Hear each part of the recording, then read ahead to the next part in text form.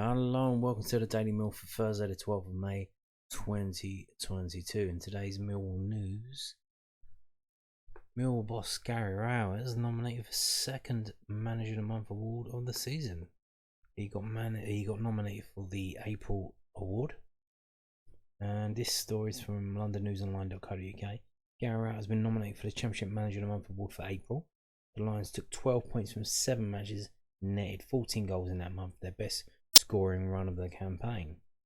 Steve Cooper, Carlos Corberán and Russell Martin have also been nominated. The winner is announced tomorrow, Friday.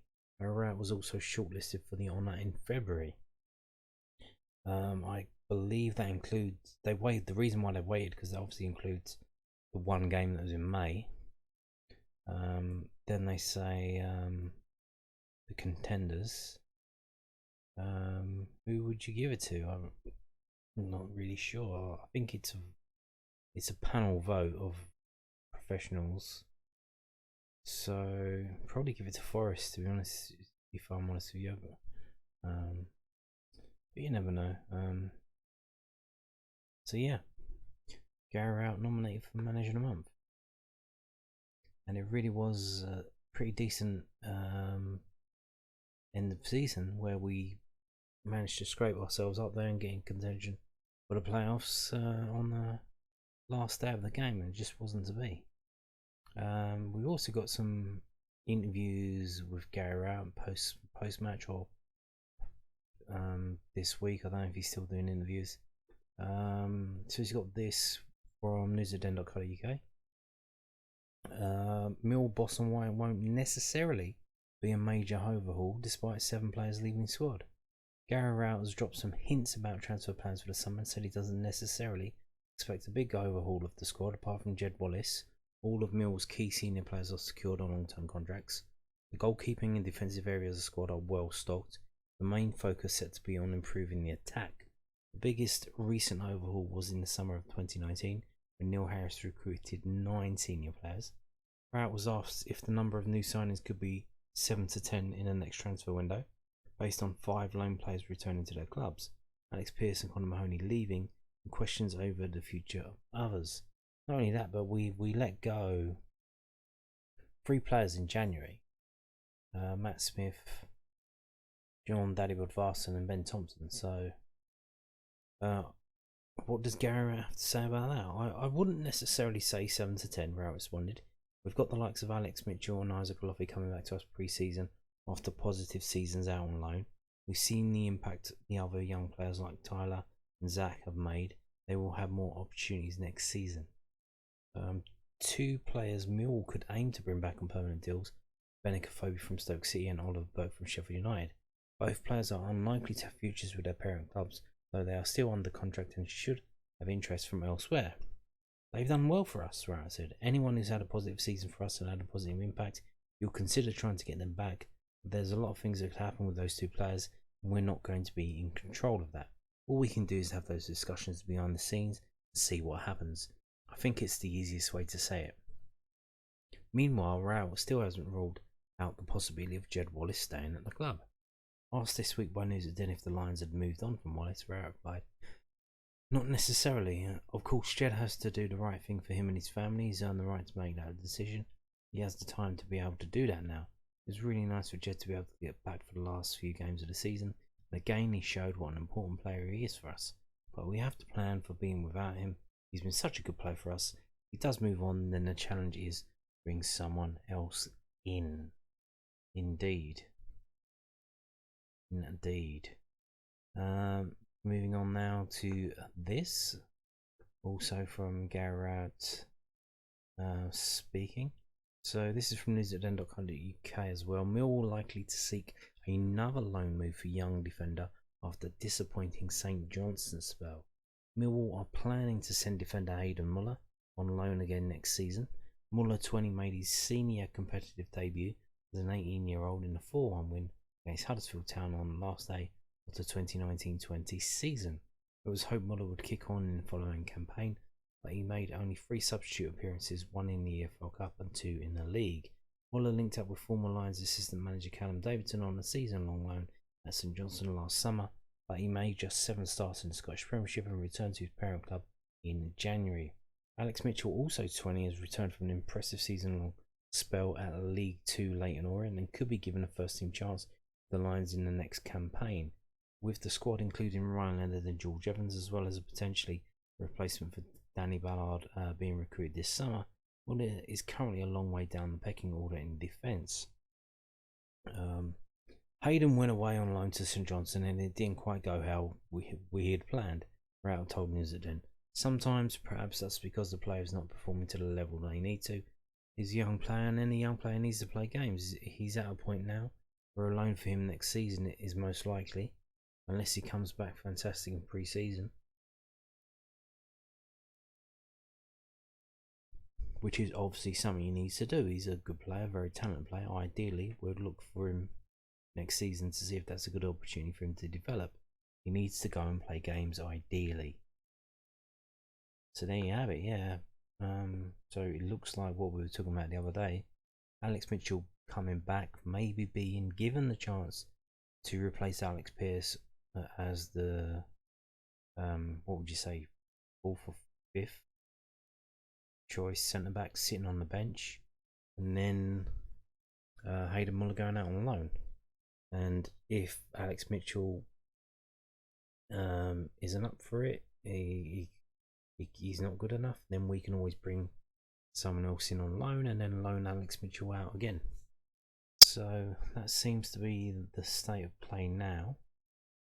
But he does say, well, we'll give him a chance in pre-season. So everyone's going to get a chance in pre-season, which we'll come on to later as well in terms of bringing players in. But we're going to move on to this. So it's done and dusted now. Season's done, but we've still got a little story being printed today about the Bournemouth game. So obviously this is taken from a Gary Rowett interview post-match or sometime this week. Millwall boss explains why Jed Wallace didn't start at Bournemouth and updates on Murray Wallace injury. Yeah, Murray Wallace was injured in that game. And this is from londonnewsonline.co.uk. South London Press's online website, and it says Gary Rowett has explained why Jed Wallace did not start the Millwall's Championship finale at AFC Bournemouth. The attacker came on in the 58th minute for Mason Bennett and the Lions 1-0 defeat. It could prove to be Wallace's final outing in the Millwall shirt as he is out of contract at the end of June. The 28-year-old returned from a groin injury for the second half appearance against Peterborough United in the club's last home game. I spoke to Jed on Friday and said, "How did you feel?" He thought he could get through a period of the game, but not all of it, said Rowett. He has wanted to be out there because he wants to give his all until the end of the season. That is brilliant, really. I knew he wouldn't be right to start the game after chatting to him. We had players there that were fit. Mason finished the last game so well. He looked so strong that I felt the pace of Mason, Berkey and Bennett would cause them problems on a turnover. But we just couldn't quite do that apart from a few moments. It was just that last little bit, that final passing bit of quality that they had a bit more of. We couldn't quite find that to get into those areas. Murray Wallace was replaced at the break against Bournemouth. His groin was tight and he just really inhibited his movement, Rowett said. We trained on Thursday and he looked like he felt it a little bit. He got through Friday. It was always going to be a hard one because we didn't really have another option there. Muzzer was making noises that he thought he'd be able to get through it, but you know when you see someone grimacing a bit in training, you kind of know, especially when it's Murray, that it's going to be an issue. I felt as though he might not get through the game, which I knew would be a challenge for us. Doing it fairly early in the first half made it a lot more challenging. So playing Murray Wallace started with a bit of a injury and just didn't get through the game. Had to be pulled off at half time, but there you go. Was that a smart thing to do? Or what other options did you have? Could you play Shea Yojo out there? I don't know. Tough one, isn't it? Tough one. So, we're talking about loan players and pre-season and whatnot. We're going to move on to this. So we got a quote actually from Eddie Howe, the Newcastle United manager, about this young lad whose picture you can see on the screen. That is Elliot Anderson, a link linked with Millwall. So this is from londonnewsonline.co.uk. Newcastle set to assess Millwall loan target before deciding his future. Eddie Howe has revealed his plans for Millwall loan target Elliot Anderson. The Newcastle United attacking midfielder spent the second half of the season on loan at Bristol Rovers, where he scored 8 goals and provided 5 assists in 21 games with the Gas. Millwall are keen on taking a 19-year-old on a temporary deal next season. Howe told BBC Sport Bristol, "What an experience for him, and one he'll always remember very fondly, hopefully at the end of a very successful career. We'll certainly bring him back for pre-season. I'll have a close look at him. He'll be involved in pre-season games. We'll make a decision on whether he needs another loan or whether he's going to stay with us. We're very pleased for him. He was desperate to go and play and have that experience on loan. I've said many times that we didn't initially want to pitch him into League Two because we felt that he was better than that level, but due to one reason or another, that was the level that he ended up at. He's excelled. It's difficult as a young player to go out and really make a difference, but he's done that, made an incredible difference to Bristol Rovers. It was a dramatic final day, and credit to Joey, his team, and Elliot. What he's talking about there, which isn't really mentioned in this piece, is that Elliot Anderson scored the last goal, I believe, in a 7-0 win on the last day of the season, which gave Bristol Rovers the win on a goal difference, which got them promoted. They just snuck in there thanks to him scoring that goal. So big game player, and he pops up with the goal that gets them up. So that's what he's talking about there. And I said this yesterday about the Kion Etete loan. So he went to Northampton Town in League 2. Then they pulled him back in January and loaned him out to Cheltenham Town in League 1. It seems the same kind of thing happened to Elliot Anderson. They were trying to get him a loan in League 1.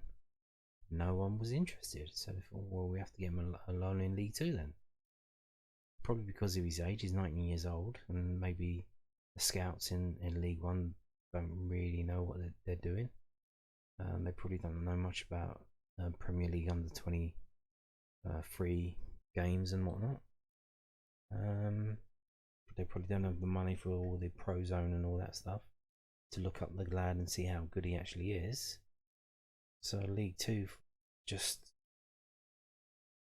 clubs in League 2, they'll take anything they can get, especially if the deal is financially decent for them. I mean, we saw that with Tyler Burry and Artable. So yeah. Were they trying to get him a loan in the Championship though? Is it too soon for him? But yeah, we'll find out. Like I said yesterday, in yesterday's video, we're being linked to a lot of different players, and there's a lot of talk going around. But deals ain't going to get done until pre-season, till the pre-season starts, which is probably first week of June, something like that. So Newcastle saying he'll come back to Newcastle United for pre-season training. They'll look at him there, and then they'll decide whether to keep him in the squad or loan him out, and then where they're going to loan him out.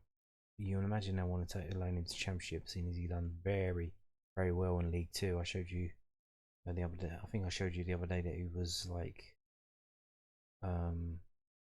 he's the second highest rated player in League 2 on the stats on that whoscored.com website that I feature in my videos.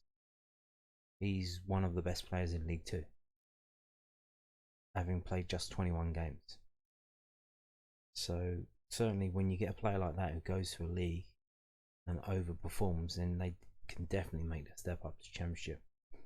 From League 2 to Championship, from being one of the best players in League 2 to playing in the Championship, yeah, that's shouldn't be a problem. So we'll just have to wait and see whether our lad wants to come down to London and Millwall. Well, he went down to Bristol, so that wasn't a problem for him. So we'll just have to wait and see. And on that note, short video today. Thank you for watching, and goodbye.